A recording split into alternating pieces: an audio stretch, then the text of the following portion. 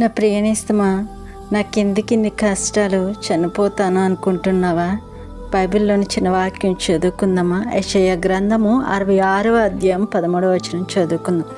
ఒకని తల్లి వానిని ఆదరించినట్లు నేను మిమ్ములను ఆదరించేదను, యెరూషలేములోనే మీరు ఆదరించబడుదురు. ఆమేన్. అయితే నేను చేసే ప్రతి పనిలోనూ ప్రతిరోజు ఓడిపోతూనే ఉన్నాను అనుకోకు. మనుషులు ఎంతో కాలం మనతో ఉండరు.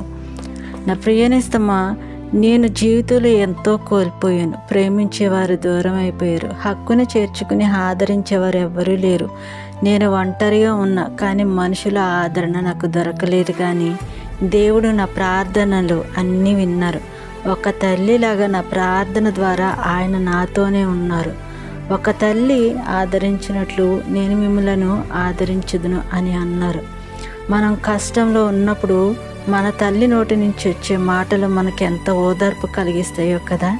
నా ప్రియనేస్తమా, మనం దేవునితో ఉంటే ఎవరున్నా లేకున్నా మన జీవితం నూతనపరచబడుతుంది. ఇప్పటికైనా చనిపోవాలనే ఆలోచన మానుకుని తల్లినైనా మర్చునేమో, నేను నిన్ను మరువను అన్న ఆయన మాటలను పట్టి ప్రార్థించు. కష్టంలో ఉన్న నీ బ్రతుకుని నూతనంగా మార్చుతారు నా యేసుక్రీస్తు ప్రభువు.